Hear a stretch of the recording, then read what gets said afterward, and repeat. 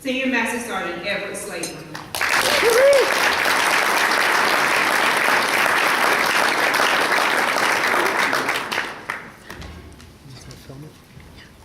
Thank you for that very kind introduction.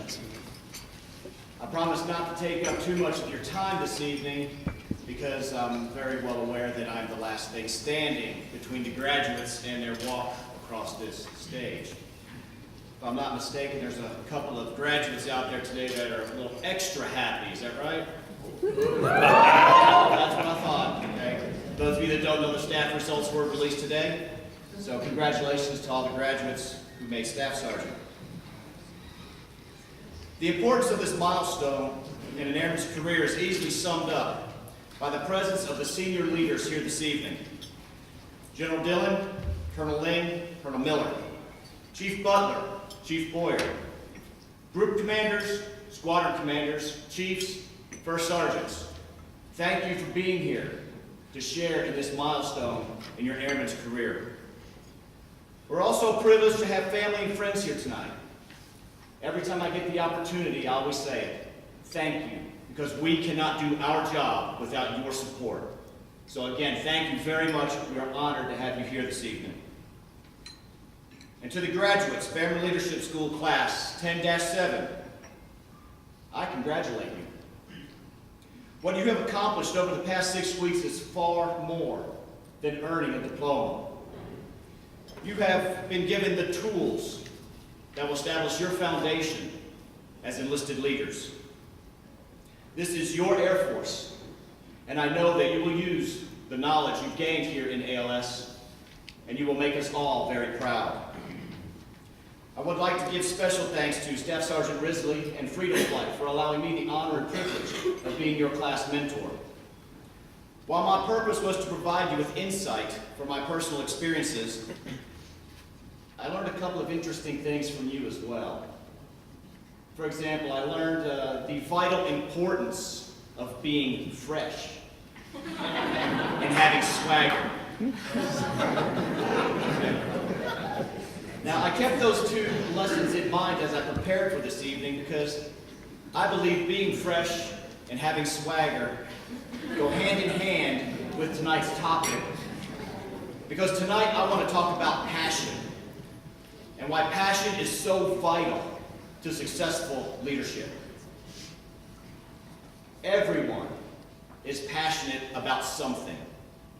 For me, I love working out.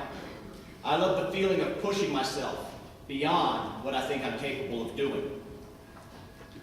Most people don't understand why I get out of bed at 4:20 in the morning to carry myself to the gym as soon as the doors are open. I don't do it because the Air Force tells me it's important. I don't do it because the Air Force told me that fitness is a standard I must achieve. I do it because I'm passionate about it. I love the way I feel when I'm done working out. My blood is flowing, my mind is focused, and I'm ready for whatever challenges the day has ahead of me. Being ready for the day is important because my most important responsibility during the day is taking care of my airmen. And I am very passionate about that as well. I learned a long time ago that passion is contagious. When my airmen see my passion, it fires them up and it ignites their passion. Graduates, when you get back to your duty sections, I want you to be passionate leaders.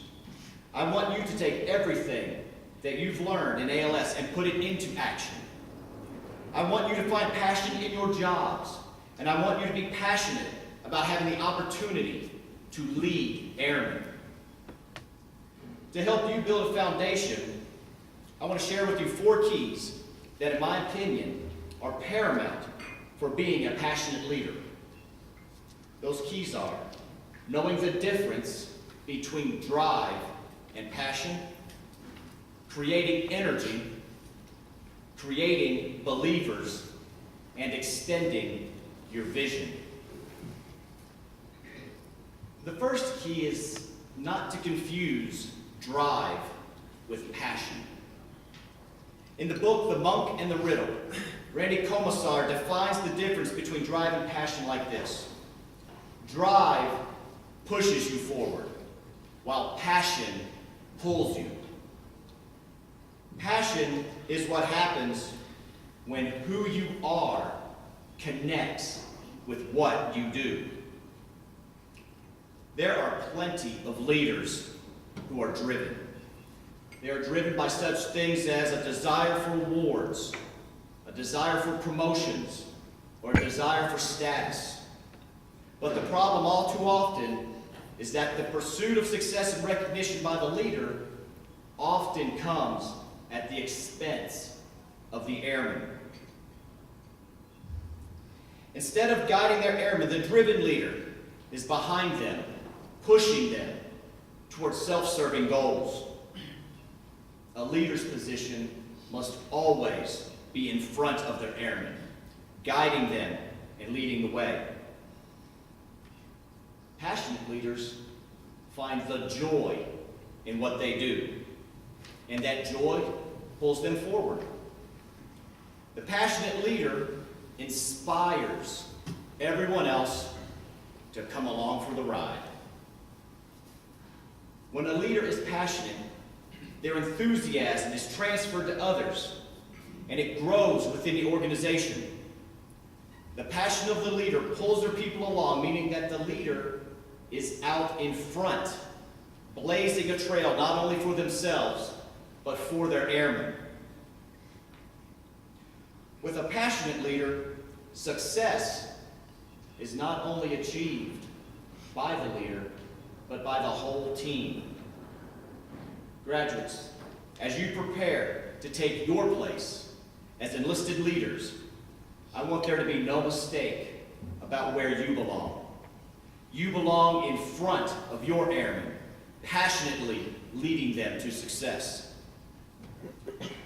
Now that we know the difference between drive and passion, let's talk about the next key, which is creating energy. Passionate leaders create energy by knowing their trade and having a desire to learn from and work with their colleagues, no matter if those colleagues are higher or lower in rank. Passionate leaders will ask what-if questions. They don't stand for the status quo. Passionate leaders encourage speculation and calculated risk-taking. Passionate leaders create energy by sharing responsibilities and allowing others an opportunity to learn and grow. Passionate leaders create energy by understanding success is a team effort, and therefore say we and not I. Finally, passionate leaders don't point their fingers at their teams when things go wrong. Passionate leaders create energy by taking responsibility for their team's mistakes, but they give their team credit for every success. Along with creating passionate leaders create believers. Passionate leaders create a belief in their airmen that they have the capacity to do great things. A passionate leader instills a belief in their airmen that they have the most important job in the Air Force. Let's face it, if the leader doesn't believe the airman's job is important, neither will the airman. I was on my way to the gym earlier this week, and as it often does here in Germany, it was raining. But I had no doubt as I made the turn and started heading towards the main gate at Vogelway that I would be greeted by a professional junior enlisted member from the 569th.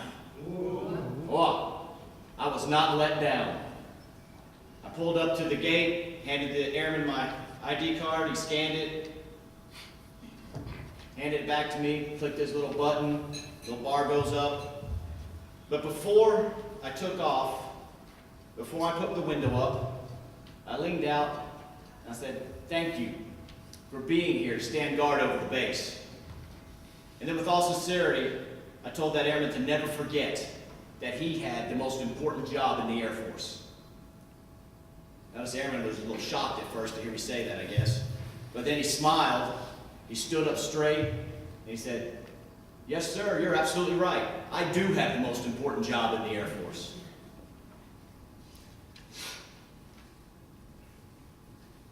I want each of you to believe that you have the most important job in the Air Force.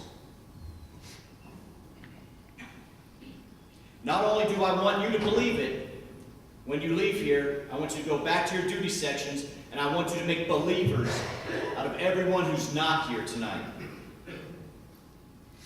Imagine what our Air Force can accomplish when every airman believes their job is the most important job in the United States Air Force. But there's a catch, and here it is, and it leads into my final key. Passionate leaders must extend their vision. Every organization in the Air Force has a vision statement. Passionate leaders extend the organization's vision to their specific roles within that organization. Passionate leaders know it is about more than memorizing a vision statement. It is about internalizing it. Passionate leaders have a desire to make the vision a reality. Passionate leaders know they must be able to clearly articulate the vision so their airmen will know why they are doing what they are doing. When a passionate leader articulates the vision, they inspire their airmen to also take ownership of the vision. And when everyone in the organization is invested in the vision will become a reality. So maybe you're sitting out there tonight and you're saying, Sergeant Slacum, wow, that sounds great. I'm fired up now. But how does it work in the real military? I'll illustrate with a story.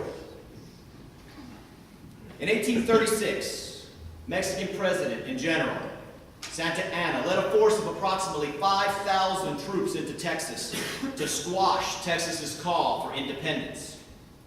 After a bloody 13-day siege, General Santa Anna's troops won a resounding victory at what has come to be known as the Battle of the Alamo. From the Alamo, General Santa Anna moved his troops into nearby Goliad, where he captured and executed over 350 prisoners of war. With momentum on his side, General Santa Anna believed he had completely demoralized his enemy. What he failed to account for was the passion of a leader. General Sam Houston, the commander of the main Texas Army, held a war council with his officers, many of whom were in favor of retreat. General Houston laid out his vision, which included tactics never before seen on an open plains battlefield. He fired up his officers, and he instilled in them a belief that they did have the capacity to win not only a victory in battle, but the independence of Texas. These officers took General Houston's vision to the soldiers, and soon the entire Texas Army was invested in the vision. And with cries of "Remember the Alamo" and "Remember Goliad," General Houston led a charge in broad daylight. He defeated the numerically superior Mexican army in 18 minutes at the Battle of San Jacinto, effectively winning Texas's independence. Never underestimate the power of a passionate leader. Graduates, I do congratulate you. You are moving to the next level in your Air Force career. And I challenge you to go back to your duty sections and fire up your airmen.